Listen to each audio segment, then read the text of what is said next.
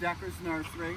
I'm Conrad, I'm the owner of the nursery, and I've decided to do another video discussing the diversity of soils that we have available to our customers.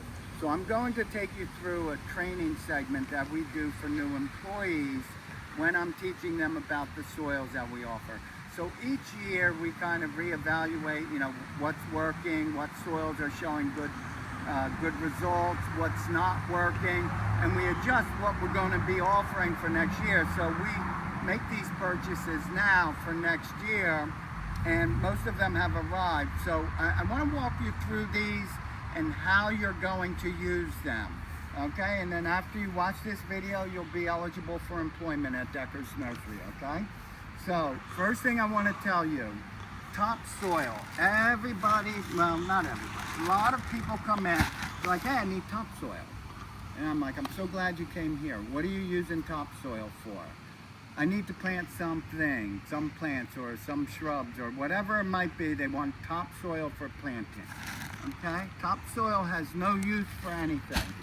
Okay, it's good for filling holes, and we use it to plant grass seed. Okay, it's like a growing medium for grass seed, and this is the time of year that we're doing that, right? So that way the grass seed has something to adhere to as it's germinating. It's very lacking in organic matter. Okay, like when you see those big piles of leaves that have been gathered and they're decomposing and they make a pile of soil, that's what topsoil is. So not really great for planting, great for filling holes, okay? So this is how we make determinations on what soils to recommend to our customers. So a customer comes up, we're like, hey, do you need any soils today? Yes, I do. I don't know what though. Are you planting in the ground or in a container? So when we say container planting, that can be anything from an old tire to a pot of like a cement thing, or anything that you decide to use for planting into. It can be for vegetable garden, like a container gardening. Anything that you're planting into is considered a container.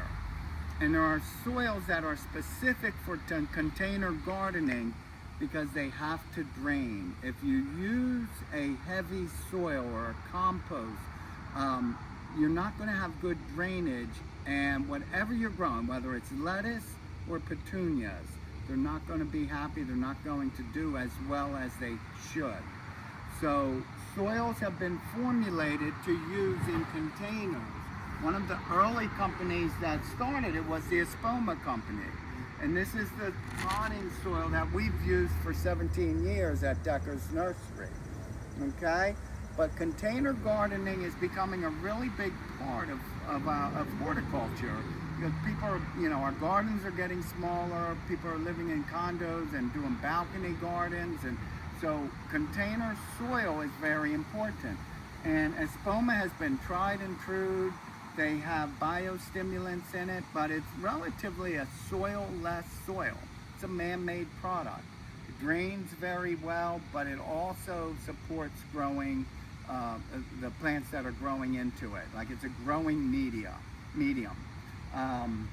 Okay, so we'll usually say, hey, are you planting a container? Yeah, use the Espoma potting soil.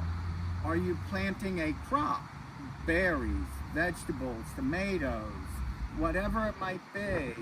If it is a crop, kind of changes our recommendation, and we started to look at coast of Maine potting mix, okay? So one of the big differences between these two soils is the coast of Maine has organic matter in it, okay? It puts just the right amount of compost in to support plant health. Right, so tomatoes and vegetables and berries, they're a little more demanding than pansy and petunias and flowers and house plants, right? It's a little more expensive. It's a few dollars more expensive, but it's a better product for growing crops, including cannabis, okay? So that is actually becoming a very big commodity in container growing. So Coast of Maine is a great potting mix if you're growing a crop or a harvestable plant, okay? Espoma is perfect for house plants and flowers and hanging baskets, okay? So that's the two differences there. You go one more step. So Coast of Maine has made what's called the Castine blend, or it's a raised bed mix. So many of us have seen the raised beds that are being used on balconies and terraces, usually because of predators like deer and rabbits and stuff, to get it out of reach for them. So this soil is almost identical, okay? Painted a different color, put a different name on it. Now you have to buy 2 bags instead of 1, so the marketing is working very well. You can use these products interchangeably, okay? So we're playing along, all right? But I just want you to know it's merchandising, okay? Both of these are going to support crops in a container, all right? So if you're not planting in a container, oh, I'm sorry, we do have one more container soil, Happy Frog. Okay, so I spoke briefly about the cannabis crop. This was formulated primarily for plant cannabis because it has pretty pictures on it, okay? But again, I'm going to tell you, you can grow vegetables, lettuce, tomato, strawberries, equivalent to the other 2 Coast of Maine products, okay? Different manufacturer, same function and use. I don't declare either one better. It's really more of a personal preference, okay? And I would recommend trying them all at some point, okay? If you're not planting in a container, you're planting in the ground, okay? And that's usually with larger plants. And if you're planting in containers, the next obvious choice is you're planting in the ground. Now that becomes a different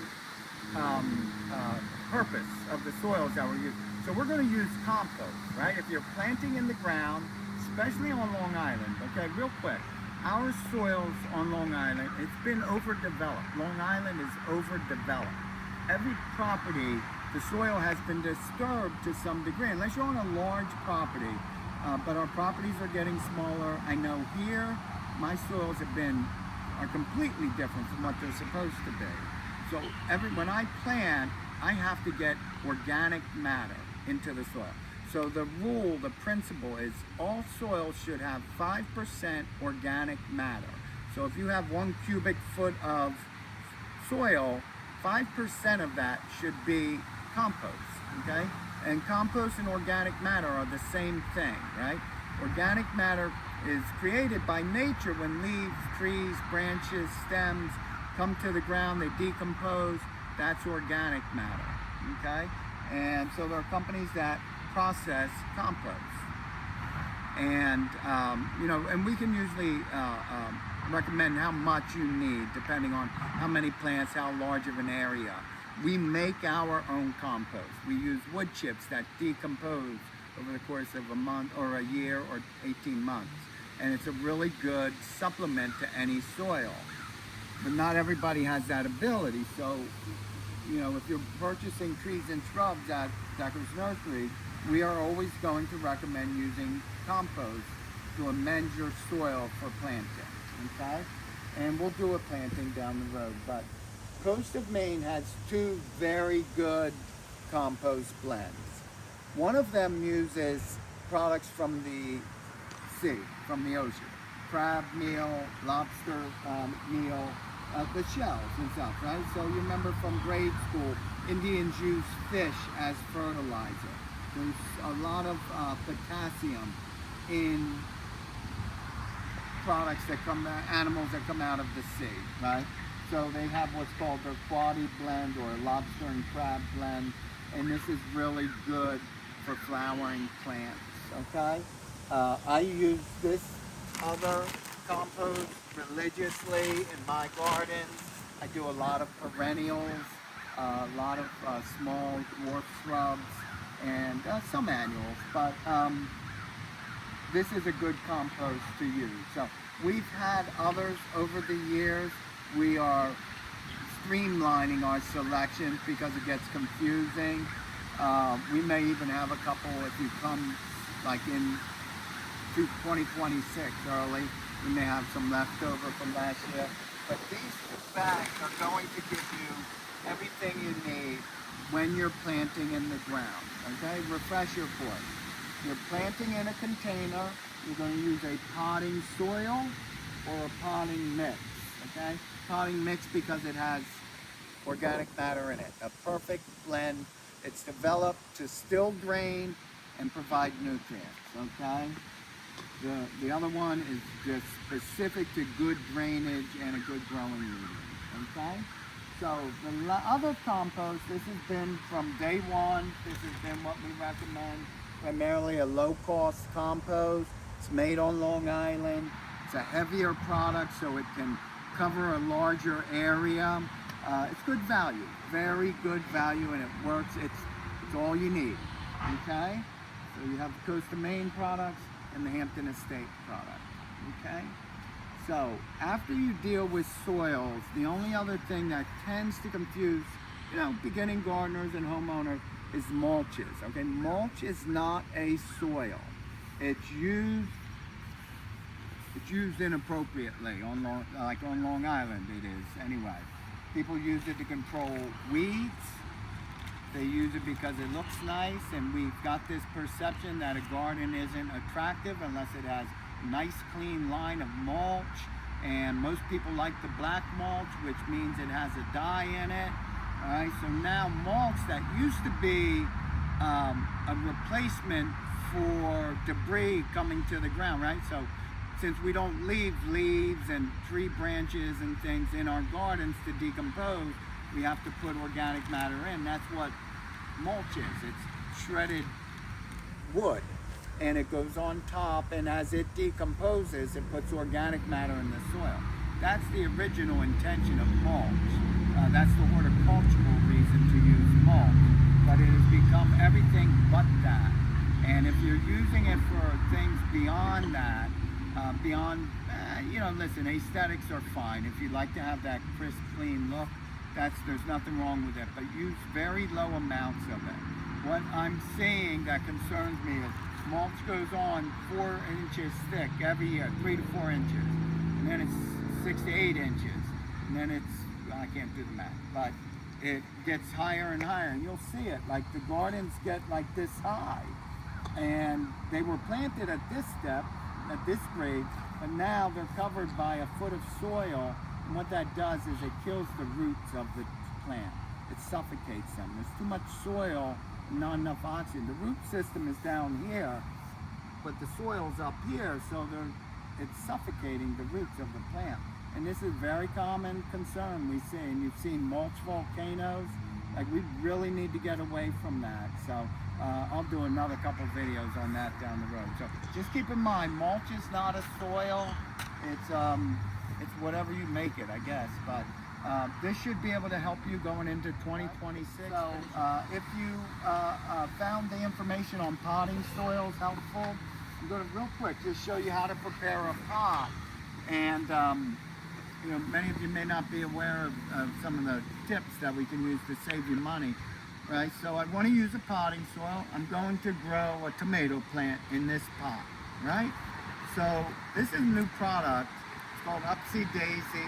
What they are, they're a false bottom for the plant. So you can see it fits right in there, and I just reduced the need to have this much soil in the pot. So bigger pots, you use a bigger Upsy Daisy, right? And it's just a false bottom. The other thing you can do is use these. You guys recognize these, right, from your small plants, and you can just tuck them in there, and it takes up volume. You can use water bottles, milk bottles, anything in the recycle bucket, right? So if we're planting a tomato, that's all the soil I need. That's all the soil the tomato needs, okay, to be healthy. And you'll get some soil down through here. So the roots, if they want to go down, it would be primarily to stabilize the plant, not for absorption, but for the anchoring of the plant. So, and then, I think I have an old bag around. So then you can just fill right on top of that.